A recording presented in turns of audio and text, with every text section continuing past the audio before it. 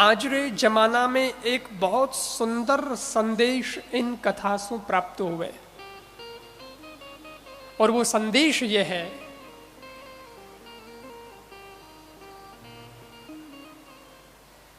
कि love marriage सही है या अरेंज मैरिज सही है, मैं उसका वकालत करने यहाँ नहीं बैठा हूं व्यासपीठ पे, और तुम जानना। लेकिन मेरा तो सिर्फ इतना निवेदन है कि हाँ, इतिहास में हमारी माइथोलॉजी में भी लव मैरिज हुई है, परंतु वो माता पिता की इच्छा से हुई है, उनकी सहमति से हुई है।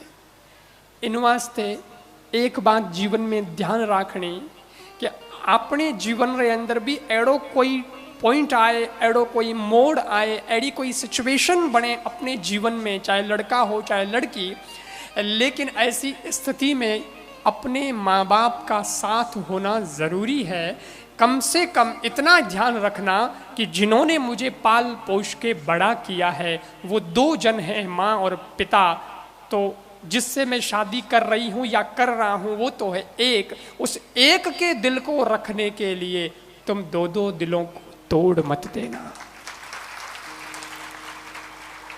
सीधा सा सिद्धांत है, बस ऐसे काम करना है। और देखो, उन युग में और इन युग में घणो फर्क है। उस युग में वचन मीन्स वचन होता था, जुबान मीन्स जुबान होती थी, लेकिन आज रे जमाना में तो बहुत सारी टेक्नोलॉजी ने भी तो गड़बड़ किया है कहीं न कहीं। अगर टेक्नोलॉजी ने कहीं विकास किया है तो टेक्नोलॉजी ने कहीं कहीं नुकसान भी किया है। मैं ये नहीं कहता हूं कि मोबाइल फोन यूज मत करो, ना ना, ये तो कैसे संभव होगा। इस इतने से छोटे से डिब्बे ने बहुत कुछ अच्छा भी दिया है, बहुत चौकी बातें भी है। किताब पढ़ सको हो, फोटो देख सको हो, बहुत सारी चौकी बातें सुन सको हो, फीचर्स भी बहुत सारे हैं, लेकिन साइड इफेक्ट हर चीज का होता है, तो इसका भी होता है। इसलिए मोबाइल कहीं साइड इफेक्ट ना कर दे। मोबाइल अगर आपको अकाउंट बनाने की इजाज़त देता है और वो आपको किसी के साथ कनेक्ट होने के लिए आपको प्लेटफॉर्म देता है तो अच्छी बात है, लेकिन उस कनेक्शन से आपके जन्म जन्मों का, माता पिता का कनेक्शन अगर टूटता है तो उस वक्त मोबाइल के कनेक्शन को त्याग देना चाहिए, क्योंकि माँ बाप का कनेक्शन असली कनेक्शन है।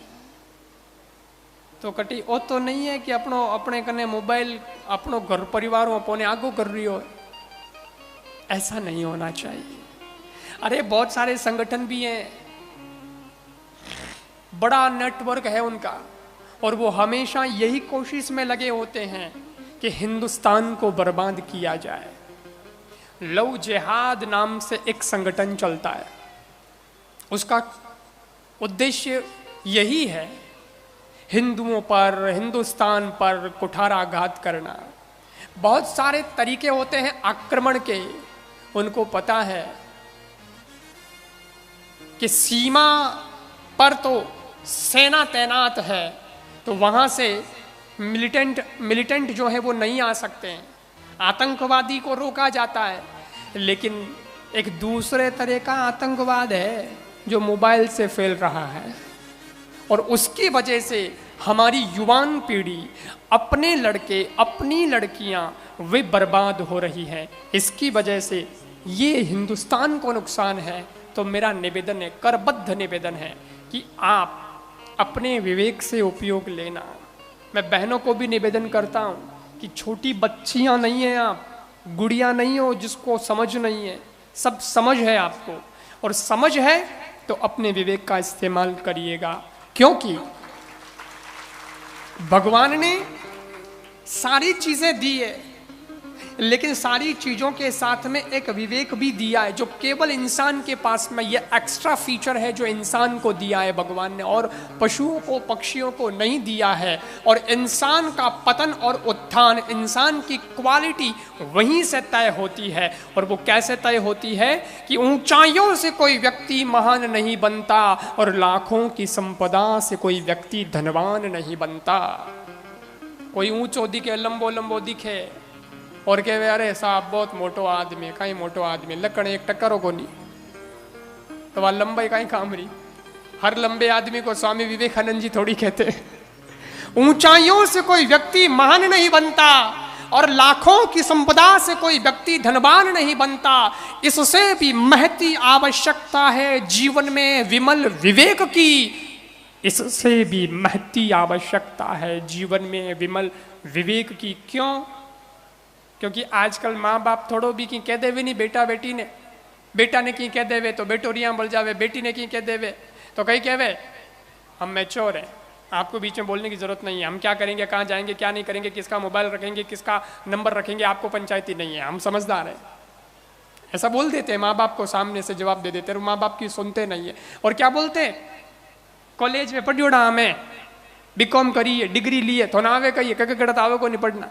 अब माँ बाप ने कटू आए, माँ बाप रो वो जमानो जब स्कूल ही खुली ही तो बहुत कमी ही तो कोई तीजी चौथी पढ़ियोड़ी। अब माँ ने कटे हमें करियोड़ी कटे, आजरी माँ बड़े करे तो वे छोरिया कहीं कहवे या छोरा कहीं कहवे कि मैं तो पढ़ी लिखी यहाँ, मुझे हैंगठा है, मुझे हम जो जरूरत नहीं है।